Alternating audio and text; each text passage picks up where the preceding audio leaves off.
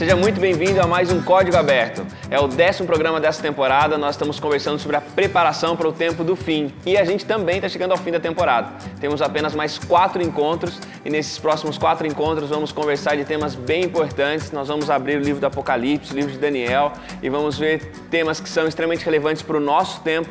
Vamos pensar um pouquinho em história, vamos pensar um pouquinho nos acontecimentos que nós estamos vivendo agora e alguns outros que estão descritos pela profecia bíblica. Você é nosso convidado para acompanhar esse restante de temporada. Caso você esteja chegando agora no Código Aberto, você pode ter acesso a tudo aquilo que a gente já viu nessa temporada através do YouTube ou do Facebook do Código. E lá também você pode interagir com a gente, falar das suas opiniões, pensar um pouquinho junto com a gente a respeito daquilo que você tem aprendido também com as Escrituras. Lembrando mais uma coisa também, que se você quiser ter mais uma outra ferramenta para o mesmo estudo, você pode acompanhar também o podcast do Código Aberto, que no novotempo.com/contracultura ou na Rádio Novo Tempo, o programa Contra a Cultura, para você enriquecer ainda mais as suas reflexões a respeito da preparação para o tempo do fim.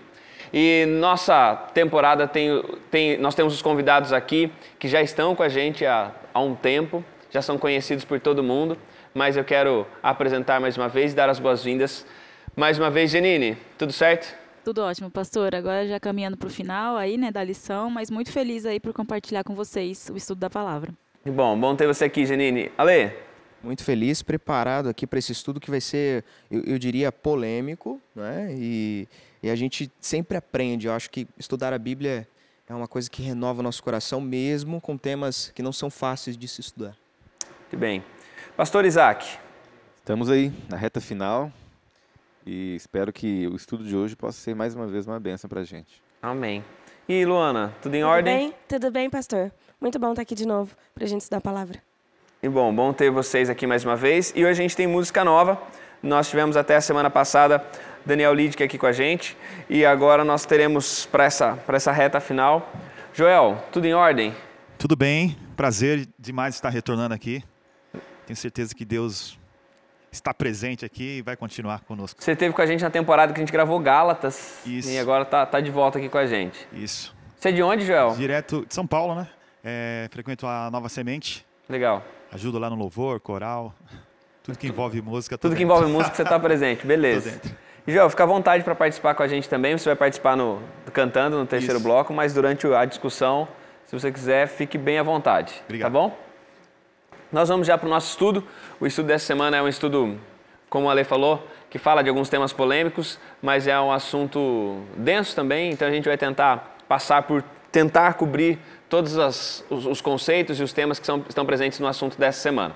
Nós vamos orar, eu vou convidar a Luana para orar. Pode ser, Luana? Pai de amor, nós nos colocamos diante da Tua presença. A gente agradece, Senhor, pela oportunidade que a gente tem de abrir a Tua palavra e de entender as verdades que o Senhor colocou para nós. E nós te pedimos sabedoria nesse momento, que o Teu Espírito Santo nos guie nesse estudo, que a gente consiga entender os Teus planos para nós e que nos sintamos mais preparados, cada vez mais preparados para o tempo do fim e, consequentemente, para a Tua volta. Fica conosco, perdoa as nossas falhas em nome de Jesus. Amém. Amém. Nós aqui nos fizemos o primeiro encontro, acho, da gente, foi um encontro sobre o grande conflito. Nós falamos sobre o conflito cósmico e essas duas forças em oposição. Isso aí aparece todo o tempo da história, essas duas forças em oposição, e parece que esses dois lados duelo entre esses dois lados vai ser intensificado no tempo do fim.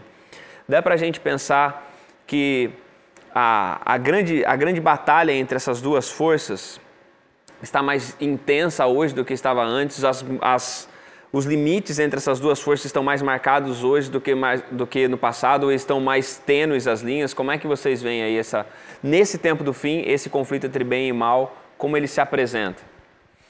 Eu penso que, por mais que haja uma definição a respeito dos lados do bem ou mal, você vê toda uma questão política, uma questão de tragédias acontecendo, você percebe que tem alguma coisa acontecendo no momento. Mas as pessoas estão cada vez mais misturadas com esse relativismo que a gente está vivendo.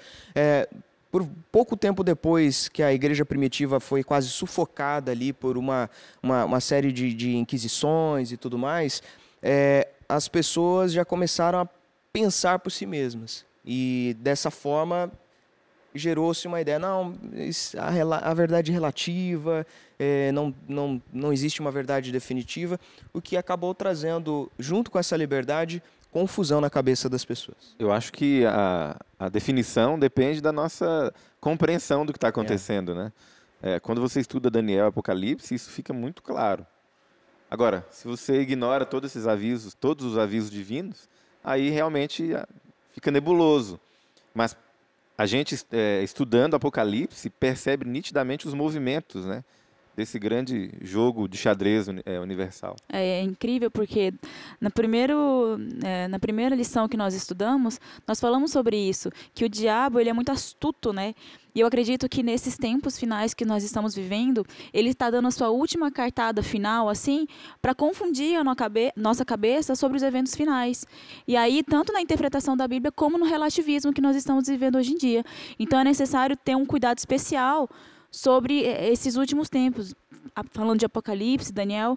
Então é interessante que nós comentemos um pouco mais sobre isso, porque acho que vai ser um divisor de águas aí nesses últimos tempos. E a gente tem que levar em consideração também que a maioria das pessoas não acredita na ação de Satanás. A gente comentou na semana passada, muitas pessoas não acreditam, não veem Satanás como alguém pessoal, como uma pessoa que age e comanda essas atitudes malignas que são claramente descritas na Bíblia. Então, como o pastor disse, eu acho que depende muito da nossa perspectiva, no sentido de que como a gente vê esse grande conflito. Se eu acredito no grande conflito, se eu estudo a palavra, eu vejo nitidamente como as forças do bem e o mal estão em conflito o tempo inteiro e que cada decisão minha me coloca nesse grande conflito de um lado ou de outro. Agora, se eu não acredito nem na força de Satanás, nem na personificação de Satanás, fica muito mais difícil de eu definir esse grande conflito. E daí você falou um ponto interessante que a gente viu na lição anterior, que uma das estratégias de Satanás é exatamente fazer com que as pessoas, se ninguém acreditar nele, está tudo bem. Ele não precisa de adoradores que o adorem abertamente, desde que abracem um sistema, uma maneira de pensar que ele tá propondo.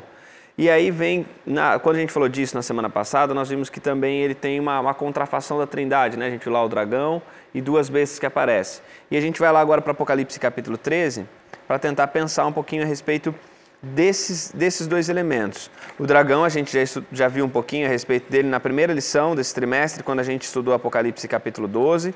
Depois nós voltamos, né, a Apocalipse 12 mais uma vez. E agora nós vamos para Apocalipse capítulo 13. Quem é que pode...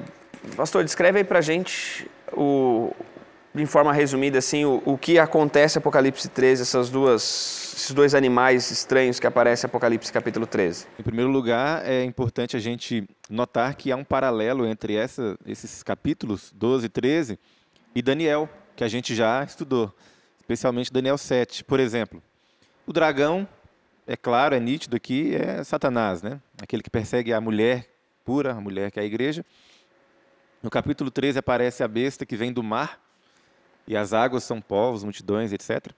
No verso 2, 13, 2, diz assim, que essa besta do mar, ela tinha a aparência de leopardo, pés de urso, boca de leão.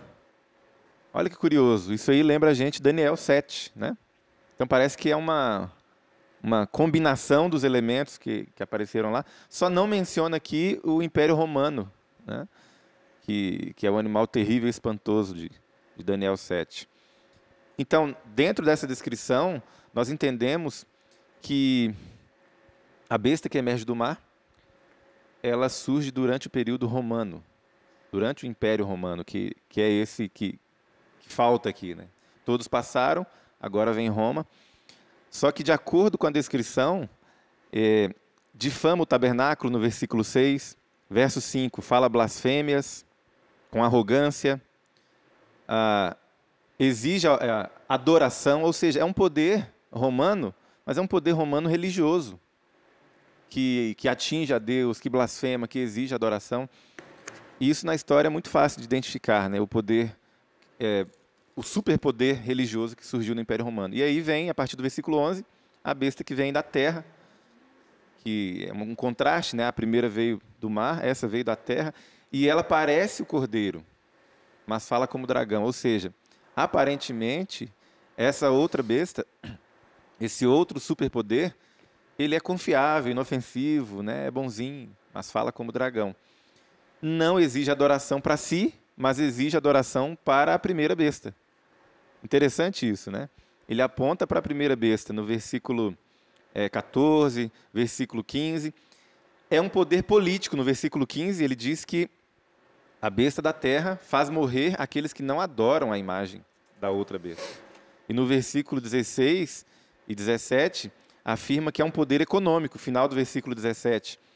As pessoas não podem comprar ou vender se não receberem essa marca que a besta vai colocar nas pessoas. Então, nós temos nitidamente a primeira besta, um poder religioso, que exige adoração. A segunda besta, um poder político e econômico, superpoder, que faz de tudo para que os homens adorem essa primeira besta. Esse é o resumo desse capítulo.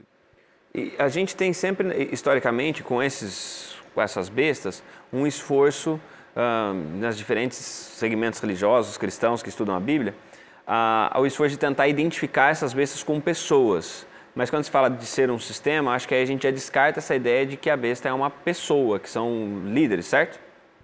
Quando você começa a estudar ali Daniel e você consegue enxergar que são períodos também da história, períodos em que alguns poderes se levantaram e também caíram.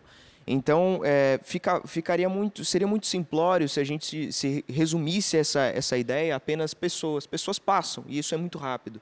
Não é o suficiente para que mudasse uma mentalidade de um povo, talvez de toda a humanidade. A descrição ali é muito maior, né, do que uma pessoa. Maior. Por exemplo, em Daniel e Apocalipse 13 também fala que o período que atuar essa besta, 1.260 dias proféticos, né, 1.260 anos, é uma atuação muito longa, um período muito extenso, né, para uma pessoa.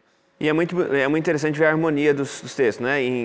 Em Daniel aparece 1.260 dias e o mesmo período é representado aqui em Apocalipse pelos 42 meses. Assim, o período é o mesmo, então também pelo período ser o mesmo a gente consegue identificar que é o mesmo poder. E a linguagem é a mesma. No capítulo 12 fala dos 1.260 dias, no verso 6, e depois fala no versículo 14, um tempo, tempos e metade de um tempo. É igualzinho, é a mesma expressão que aparece lá em Daniel. O tempo que a mulher pura seria perseguida, a igreja pura de Deus seria perseguida na história. Os próprios animais são apresentados também na mesma sequência, né? Aqui quem não estuda Daniel tem dificuldade de entender Apocalipse, porque a todo momento há uma referência, né? Por isso que esses dois livros têm que ser estudados juntos. Então, a mulher perseguida de Daniel 12 é o povo de Deus, os santos do Altíssimo lá de Daniel. Isso a gente encontra nitidamente na história, né? Esse período de perseguição longo, um período longo, 42 meses, um tempo, 2 tempos, metade de um tempo, ou 1.260 anos. E talvez uma pergunta que fique para quem está acompanhando: por que apresentar essas realidades em termos tão fantásticos assim, né? Por que não apresentar um Deus que conhece a história, porque ele não diz o nome assim, olha, esse poder é tal, esse poder aqui é tal, e ele vai agir assim, assim, dessa maneira? Por que usar uma linguagem tão distante da realidade para representar as coisas? Por que não ser explícito? A própria Bíblia diz que é para que vendo não vejam, ouvindo não entendam. A gente está falando de um grande conflito cósmico, de uma batalha espiritual que está acontecendo. Simplesmente é interessante você pensar a forma que Deus vai se revelando ao povo. Ele não vem em forma de um rei, mas ele vem como um bebê. Tudo de uma forma muito sutil. A cada menino que nascia, buscava-se o Messias. Então, tentava-se matar esse Messias. Aconteceu com Moisés. Aconteceu com Abel. Aconteceu. Então, você vê que essa guerra vai se desenhando e se transportando do espiritual para o físico. Então, do nosso tempo, seria também muita ingenuidade nossa achar que Deus não precisaria ter cautela ao anunciar tudo aquilo que ele havia previsto já nas profecias. Aliás, a própria palavra é muito clara em dizer que Deus não faz nada sem anunciar aos seus servos. E não é um grande conflito raso, né? A gente tem que estudar Apocalipse junto com Daniel, esse paralelismo é importante. E é importante a gente analisar todo o contexto histórico, todo o contexto bíblico envolvido, porque talvez se Deus falasse claramente sobre o grande conflito, dando nome aos bois o tempo todo, talvez as pessoas obedecessem por medo, porque teriam medo das consequências, teriam medo por não querer estudar mais profundamente, entender como acontece esse grande conflito, entender não só o paralelismo que acontece entre Daniel e Apocalipse, mas o paralelismo que acontece no santuário celestial e em tudo que acontece aqui na Terra. Tem um aspecto também que, nas guerras humanas, as mensagens elas são criptografadas, digamos, né? Eu não me comunico com outro quartel general ali, etc., de uma maneira aberta. Eu não coloco um anúncio, né, na TV, nos jornais. A comunicação ela é meio cifrada, né? Ainda mais em tempos de guerra, né? Exato, e no grande conflito é a mesma coisa, né? Então você coloca as descrições sutilmente, a fim de que as pessoas precisem cavar um pouquinho para entender, né? Até para ser uma peneira, né? Para mostrar realmente quem é que vai estar disposto a estudar a palavra e entender quais são essas profecias que estão descritas na Bíblia. Não é para qualquer um, porque para você entender, você precisa se aprofundar. Não é algo raso, como a Lu falou, tem que ser algo fundo, profundo. E pensando nessa necessidade de ser fundo, a gente vai um pouquinho mais a fundo agora em Apocalipse capítulo 3, no segundo bloco. Então fica por aí, daqui a pouquinho a gente volta para pensar um pouquinho mais sobre essas duas bestas apresentadas em Apocalipse 13 e também sobre uma outra figura que aparece de dois poderes em oposição. Fica por aí, Código Aberto volta daqui a pouquinho.